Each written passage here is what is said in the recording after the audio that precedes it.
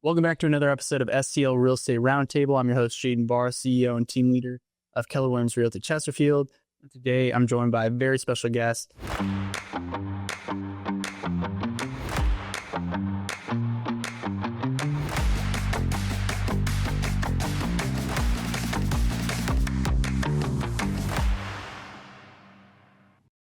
Mr. Matt Kresko. Matt, thank you so much for being on. Hey, Jaden. How are you? I'm good. Let's have some fun, dude. Yeah. So I like to start every episode pretty much the same, which is, what got you started in being interested in real estate? Like, how did that come to be? Yeah. So I got interested. I had a recruitment business before I got into real estate. I was a recruiter headhunter for 9 years and had a buddy who said that he was buying a duplex. And that he was going to live in one unit. He was going to rent out the other unit. And then like right around that same time, had another buddy that introduced me to the idea of house hacking, which is the same thing. It just has a name on it where you buy a multifamily property, you put a low down payment on it, right? I put my FHA down on a duplex. And I like the idea of not having to pay rent. And I wanted to have ownership in something.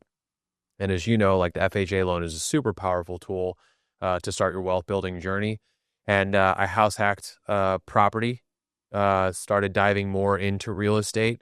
The next year, house hacked another property. And then, I would say there's a lot more to the story, but that's definitely how I got my interest peaked in real estate. Awesome. So you mentioned your previous roles, like you were a headhunter recruiter. Yep. Like, is there any piece of that you feel like has kind of led to where you are today, like as far as like what would you learn from that experience that translates to what you do now? So I was in sales essentially, right? Like, so when you're working for a recruitment agency, it is, you've got to go out and you've got to find candidates. One of the biggest decisions people make is obviously buying a home, right? Another big decision is switching careers. So you've got to effectively find out what's missing in people's careers. And you've got to make sure that whatever you bring to them matches up with that and is better than what they currently have, just like when people go to shift houses, right? So I would say there's some direct parallels there with talking to buyers or sellers, with talking to candidates that are thinking about job switching. And then running my own business, a recruitment business, right? Like understanding that like I don't pay my bills if I don't go out and bring in business. There's some direct parallels. I think starting a business in general, being a real estate agent, real estate investor, recruiter, whatever, is one of the biggest forms of self-development you could have. But yeah, like a ton of parallels that I brought over from that world. Yeah, absolutely. So this episode, just give our audience some context, like it might be a little different, right? Typically I have on agents that are buying and selling, helping people buy and sell real estate. Mm-hmm. You're more so on the investing side, right? So give the audience some context as to kind of what you do and the role that you play. Yeah. So right now I'm the director of sales at Faster House. Faster House is a home buying company. So we buy and hold properties. We fix and flip properties. We wholesale properties. We'll buy about 300 houses this year. And my job is to go out, build relationships with guys like yourself, because we've done business together, for anybody that might come across distressed properties, financial distress, emotional distress, physical distress of the properties, to where they value speed and convenience over getting top dollar, blah, blah, blah, blah, blah. I've got this whole obviously pitch memorized, but to put it simply, it's like we buy distressed properties, we fix them up, we make them prettier, we turn them into a portfolio or sell them to investors. And my job as the director of sales is I recruit, train, and lead a team of home buyers. Yeah. Awesome. So I don't remember how we got connected. Was it through Matt Dickens? It was Matt Dickens. Through Matt Dickens, right? So when I shifted into real estate, you were one of the first people that I met at Coma Coffee. That's right. Yes. And Matt Dickens gave me like a list of the people that he's like, these are the people that you have to meet. And so we met at Coma Coffee. That's where we discovered our mutual love for Built. Yeah. That's right. Built Bros. And I got one right now. It was, that's how it was 100% Matt Dickens that got us connected. That's awesome. Yeah. That's awesome. Yeah. And it's just been really cool to, watch your journey. And, I think, you're one of the most influential people, business people that I had the pleasure of like being connected with.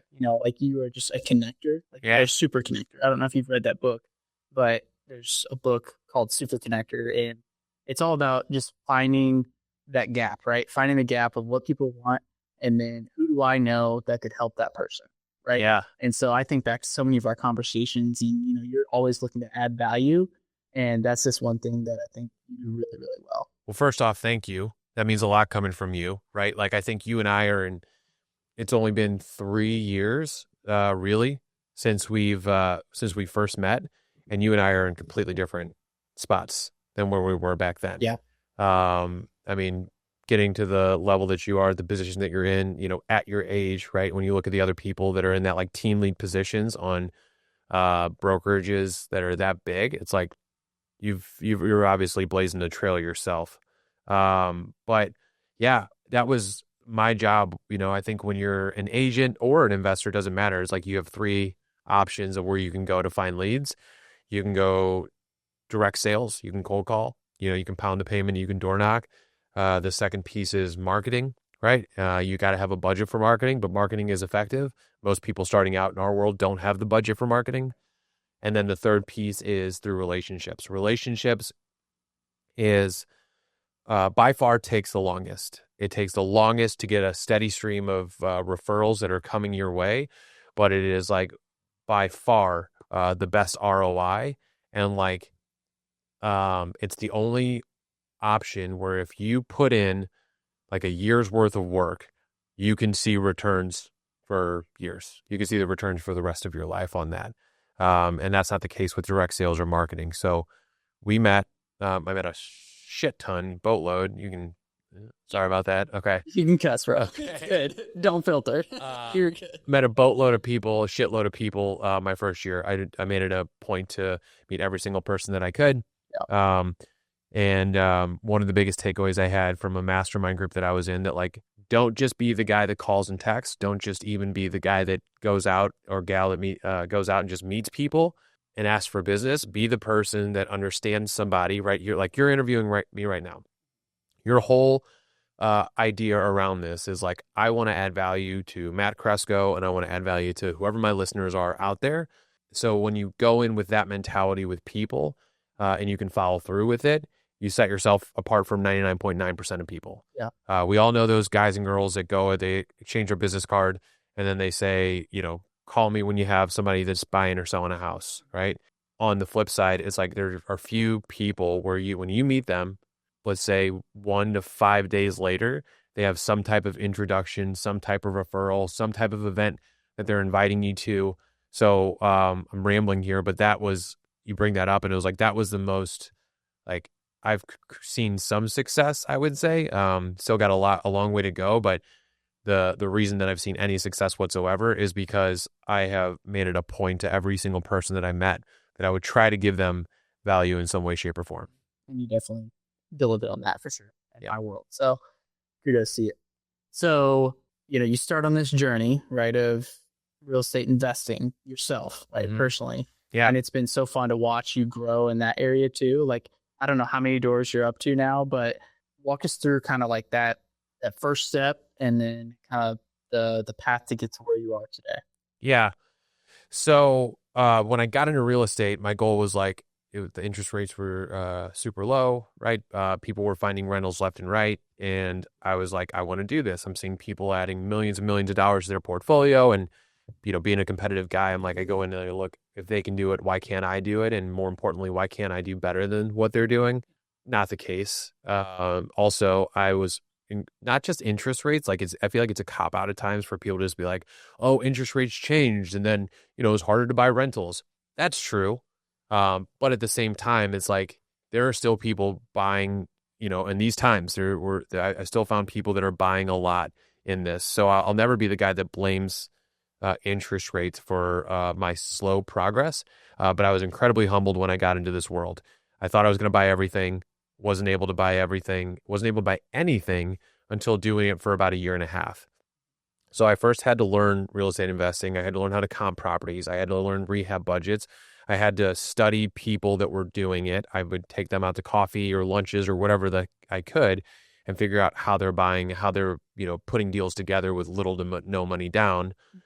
Sidebar comment, the no money down is not a real thing. Like it is very rare right now to find deals where you're putting zero money down. You can go in with the optimism, but it's really just, it's tougher than people make it think. But after a year and a half, I bought my first deal. It was a duplex, and that was one I successfully did it with no money down.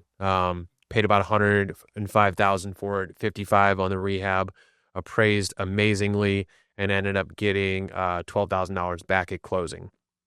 Next deal I did, I put $12,000 into that deal. Then I put $20,000 in the next deal. And then won some, lost some, won some, lost some. But I'm up to 16 doors right now, and I am stabilizing.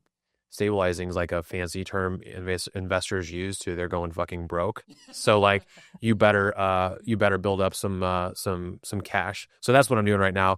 I'm flipping as opposed to keeping right now, although still looking for rentals. But 16 doors, mostly long-term rentals, couple midterms, one Airbnb in Lafayette Square, and then I've got 6 flips going on right now with a partner. So one thing that I've always appreciated about you is like you're somebody that doesn't talk about it, you go do it, right? You take action, and you're big on like processes and systems and things like that. So I feel like so many of our conversations have been about, what's your system for that? I remember when we were talking about the Reach app, right? Of how to maximize our time texting people. Yeah. And then we both lost our iMessage because of it, because people marked us as spam. Sorry about that. Yeah. But you win some, you lose some, right? Like what you said.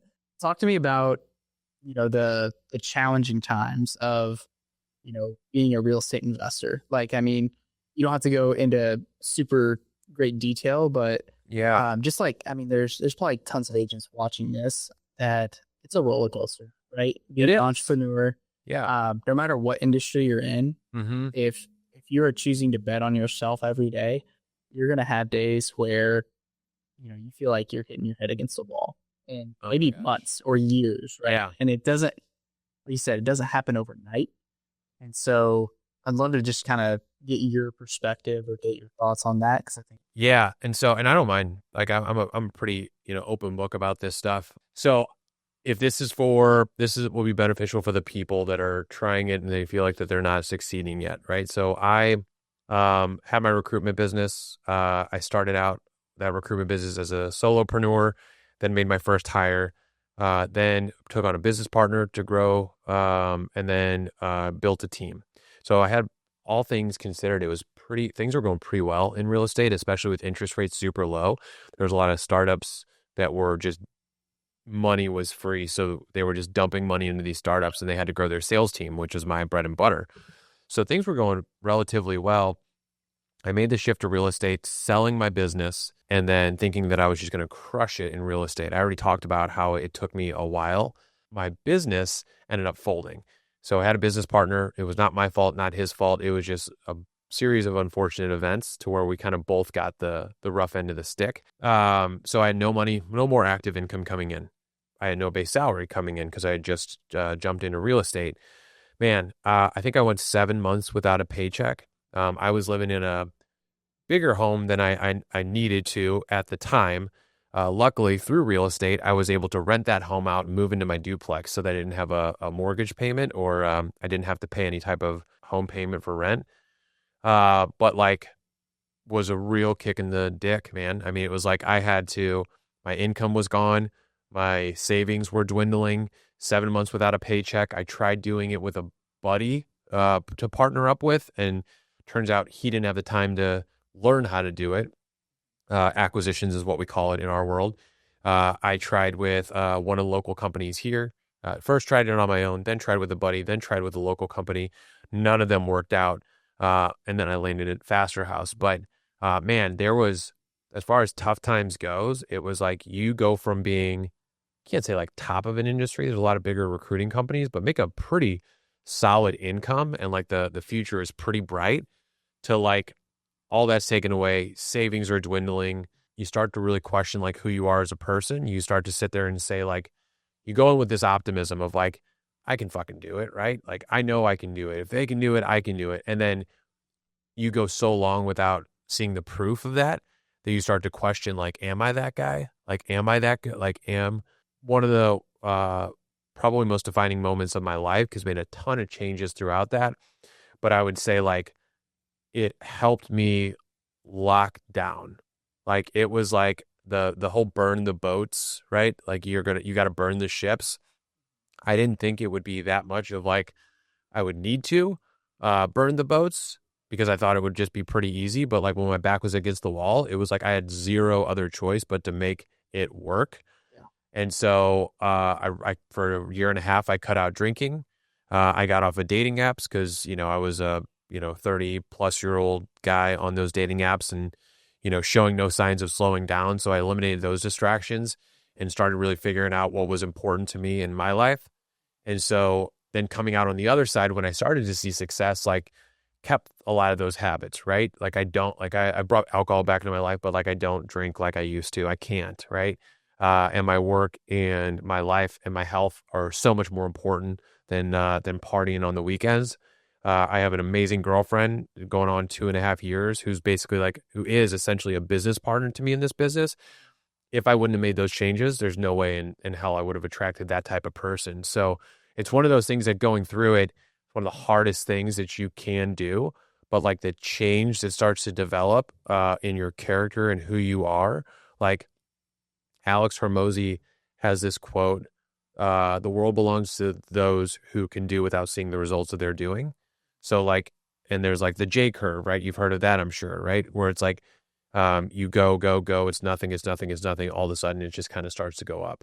And I feel like over the past like year-ish, I've really started to see the effects of that J curve hitting. And it all happened because of the shit storm I had to go through for the position I put myself, along with a little bit of unluck. But like I said, like, when you come out the other side, it's like so worth it. Yeah. And I truly believe that any shitty scenario that you're going to go through in life, if you take that over a long enough time horizon, like, it nets out to be a win, because it ultimately defines you. Pressure makes diamonds. For sure. 100%. I'm sure you've had to go through it, right? When you started out, I'm sure it wasn't all roses. You weren't a top producer, asked to be a team lead when you started being an agent, right? Definitely could speak to that, but I'm not the guest today, so man. I'm asking you the question. Yeah. Yeah, I mean, to go with that, like, I don't know what the stat is with bamboo trees, but you ever heard about like bamboo trees? Like, they take forever to sprout, but then once they sprout, they grow at like a rapid rate, right? So it's like, you're taking root, like, you're building the foundation, you're laying the roots for that explosive growth. Yeah, because you're doing the right activities. Yeah, over time, it's going to pop. Right. So it's just that fucking waiting, man. Yeah. Hard. It is. Hard. Okay, so you said 16 doors? 16 doors. 16 doors. So what does the next 3 to 5 years look like? Like, what's the vision for real estate investing? What's the vision for Matt Kresko? Yeah, so right now, the number one thing I'm looking to do is grow our team at Faster House. We've got a really solid team, some good processes in place. We are unique in terms of how much we buy through relationships. And the company's always done that. And over the past handful of years, I feel like it's lost its way on the processes around that. That's why they put me in the leadership position. So we're developing some SOPs and like systematize like how to build a true referral-based business in the world that we're doing. I take a lot of pride in that. I love my team. I love the company that I work for. They are a big reason that I've been able to grow my portfolio as much as I have. So my number one focus is in terms of like professional is growing there. And alongside that is I want to increase my active income. I've got some numbers. I want to increase that active income to where flipping becomes like there's a regular revenue amount produced by that, so that eventually, girlfriend, one day becomes like life partner, right? Could look into quitting her job and I can seal her over to working with me full time, and then we could be true partners in the business.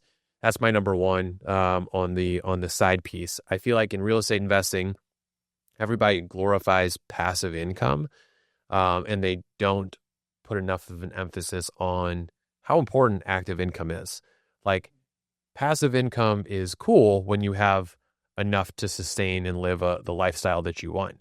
But when you're getting maybe $200 for every single door that you have, You need a lot of doors. you need a lot of doors, unless you're one of those like like financial independence community people where they will live off beans and rice their whole life and they can live off $3,000. That's not me. I like experiences. I like stuff, I'm not like flashy. Like I drive a Volkswagen, so it's not fucking, I don't need a whole lot, but I need, especially to support a family and like big goals and vacations and all that other stuff that we want. We want to be like independently wealthy. I think a good rule of thumb is focus on the active income first. And then that gives you the leverage so that when you start to develop the passive income, you don't have to stop like every single time you add a new door to your portfolio. Right. 100%. What would you say would be some of the biggest lessons learned past few years? So many of them. I was thinking about this question in the car. I think the number one lesson is, I would assume everybody that's listening to this has some big goals, or at least wants to have big goals. Some people are just at that point. They're like, I don't know what my goals are, but I want them to be big. So I'm going to listen to people that are doing bigger things than I am. Whatever your big goals are, it's going to be harder than you think. It's going to be so much fucking harder than you think. Every time, what's that analogy? It's like the summit, like when you're going up the mountain and you think you've hit the peak of it, and then you like get to that top, and then you all of a sudden you see like, shit, I got to go back down, and then there's another one. Kind of corny, but it's very true. It's like, if you're ambitious, you're never going to stop growing. And if you think getting to 20 doors, 30 doors, 50 doors, like then life is going to, be a cakewalk, probably not, right? Like there's definitely a number that everybody has, whereas like if I brought in this much money, life would be more comfortable. But the catch-22 about ambitious people is, as soon as you hit that number, you're going to set the bar a little bit higher. You're going to go a little bit further. And it's good and bad, right? To be on a hedonic treadmill and like let your life be consumed by like, you're not going to be satisfied until you're at X and at X and at X. That's negative. You're not giving your chance to actually enjoy life. But it's good in the sense of like, we were created to have a sense of meaning and purpose. We were designed to chase bigger and better things than what we have currently in our life. I don't think there's any point or anything wrong with liking bad things. But to kind of circle this back, it's like, if you want to be that ambitious motherfucker that's like, I want to take on the world, I want to do things that nobody's done, not only is it going to be hard, but it's going to be a lot harder than you could ever imagine. Yeah, I think goal setting is it's tricky because, if you are ambitious, you're going to have big goals and you're always going to be chasing, a better version of yourself, right? Yep. So it's like, once you hit that goal, I think whether it's big, small, average size goal, whatever it is, if you think like, once I get there, then I'll be satisfied, I think that's the biggest trap you can fall into. Yeah. Because you're going to hit that goal and then you're going to find out, oh, I mean, yeah, it's cool. It felt good for like a minute. Yep. Then now what? Now there's the next thing, right? So I think it's more about who you're becoming throughout that process, right? Yeah. Who do I need to be in order to hit that goal? And what actions, what habits? Do my habits match the outcomes? Who do I need to become to be the person that hits that goal? Yes, I love that. I think that's incredible. Yeah. Oh, I had a mentor talk to me about this before, because there's obviously the people that are like, money and happy or money isn't going to make you happy, or, hitting that financial goal isn't going to make you happy, or getting those things aren't going to make you happy. And while that is like, for the most part, like known to be true, right? Like there is a certain level of happiness and money and all that where it just gets capped. Yeah. Although money can provide you the resources to deal with things a lot better. Money solves problems money can solve. Exactly. And but money matters. But the cool part about life is like, that doesn't mean don't chase it. Like, just because people are telling you like, hey, money doesn't solve all your problems and money's not going to make you happy, like maybe you need to go get that money to realize that you know what I mean? To realize that money isn't there. Like there's nothing wrong. Like we've got a pretty long lives, like relatively. There's nothing wrong with setting those goals and saying, I just want to make sure that money's not going to get me this. And then getting there and then realizing that like, maybe this isn't the thing. Maybe it could be for some people, but maybe it's not the thing. But at least it'll get you to that point. And then you just need to look at it objectively and say like, is this doing it for me? And if it's not, right, then you can say, cool, well, at least I got this money now and I can handle money problems, right? And then you can like look internally and figure out, do some self-reflection and figure out like, what is it that's actually going to make you happier, more fulfilled? Money matters 100%. I think I can think of a lot of great things to do with more money. Yes. Right?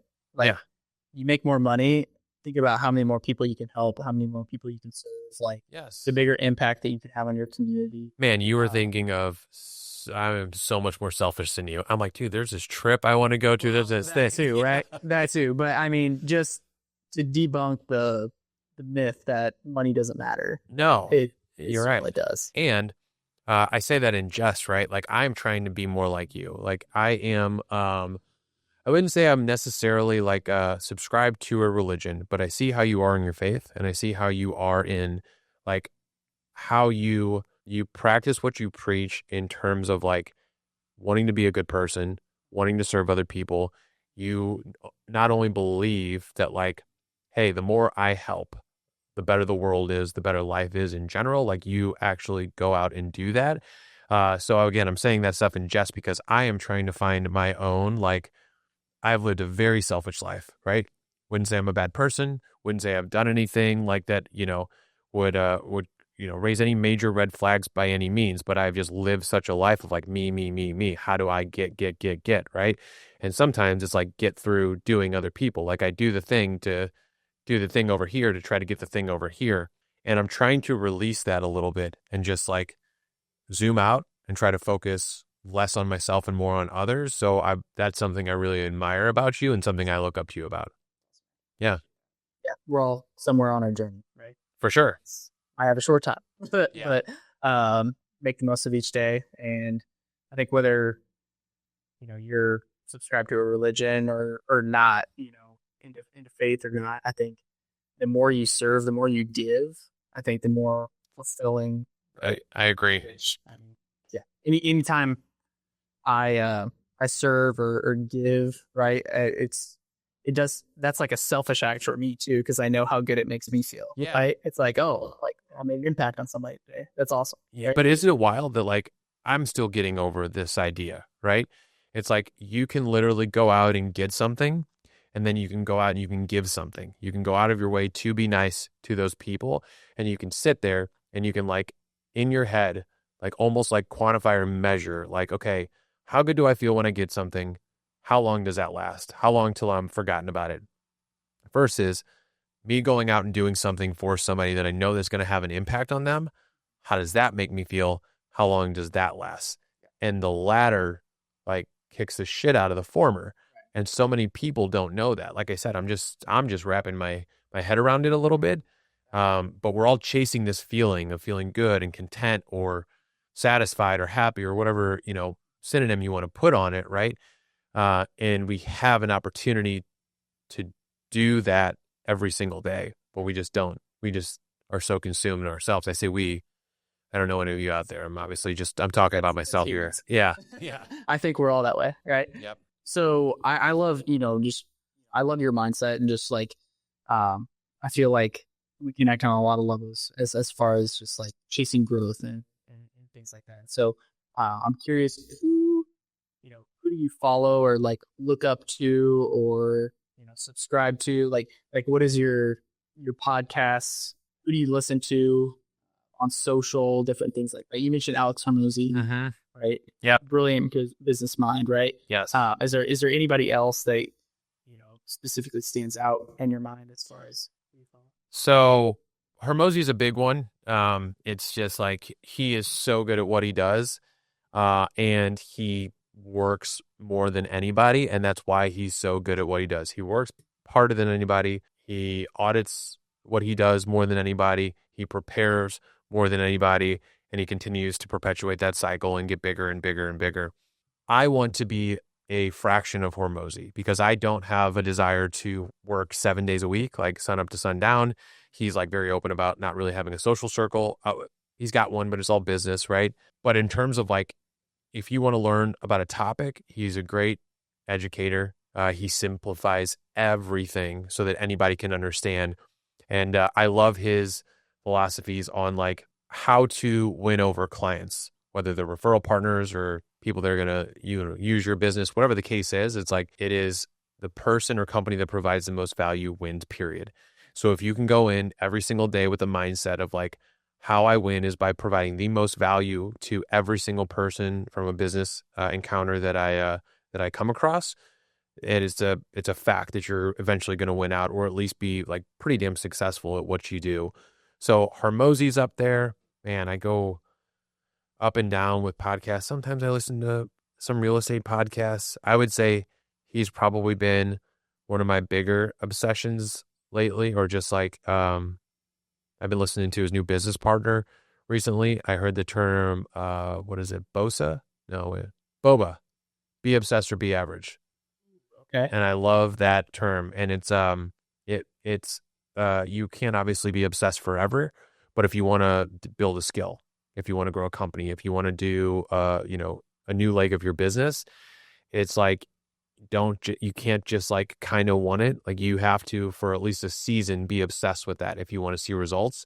And so like, that's my mentality. Like I love sprints. I love like straight sprints of like what's the most that we can do and learn and develop and trial and error out of the new thing that we're doing until we start to, get it down. And then, you tweak things along the way. But I'm also wasn't always this way. I'm also a ready, fire, aim type of person. I like to be prepared for a lot of things, but I'd rather just go and take action and then figure it out whenever we go. So that's not really an influencer or podcaster you can follow, but it's a good, I feel like it's fitting for what we're talking about. Yeah.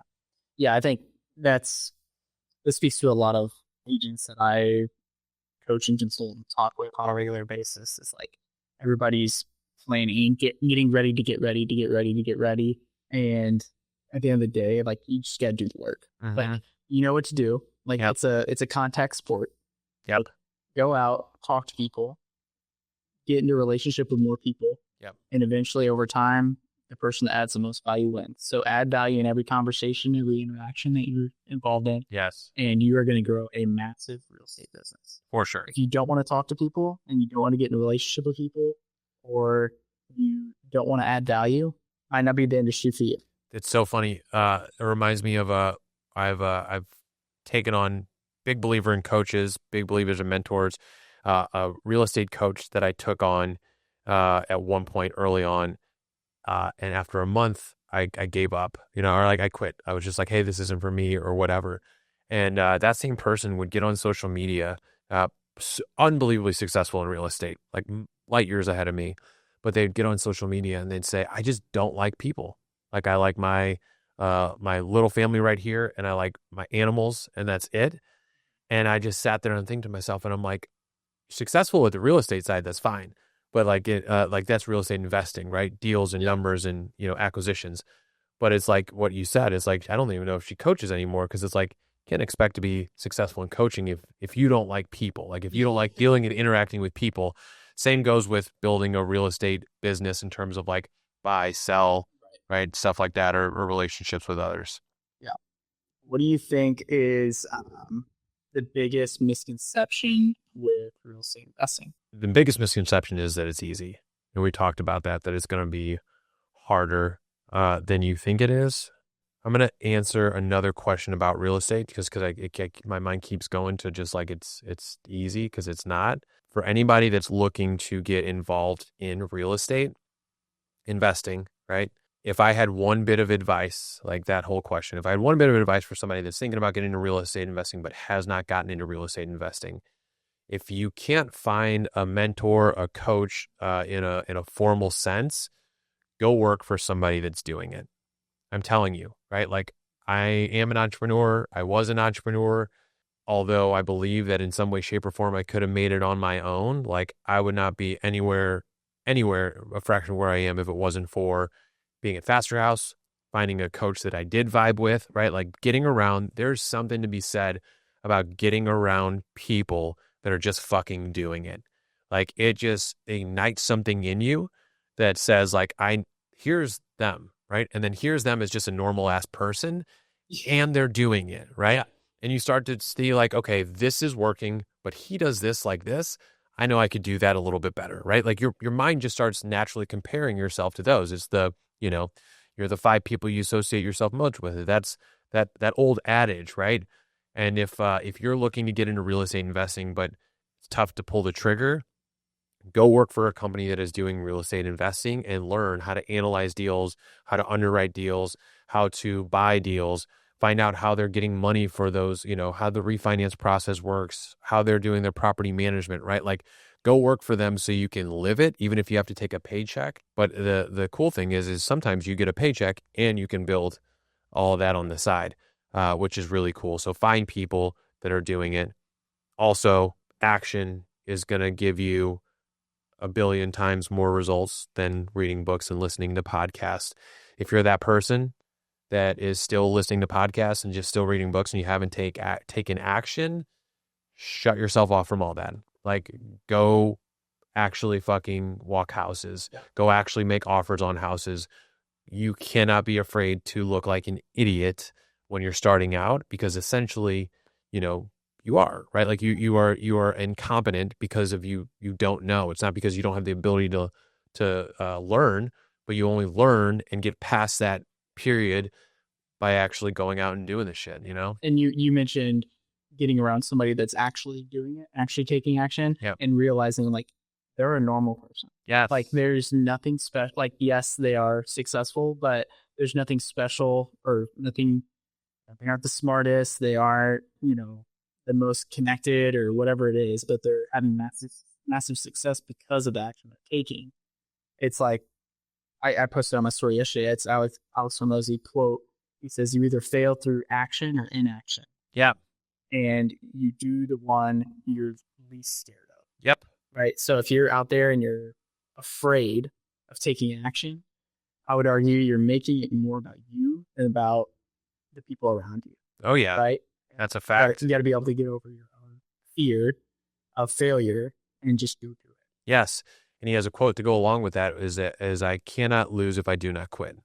Right? You cannot lose if you do. If you're afraid of losing, that's fine. Or to be someone that never gives up. Yes. But yeah, so many people are afraid of that action. And so many people won't even come to the realization or admit that they're afraid of the action, that they're afraid to take action. So I think recognizing it is the first step. But I look at guys that, the 2 guys that own Faster House, right? And the companies that are also within that umbrella, Sam Prim and Lucas Walls, is like they have a $50 million rental portfolio and they're my age, right?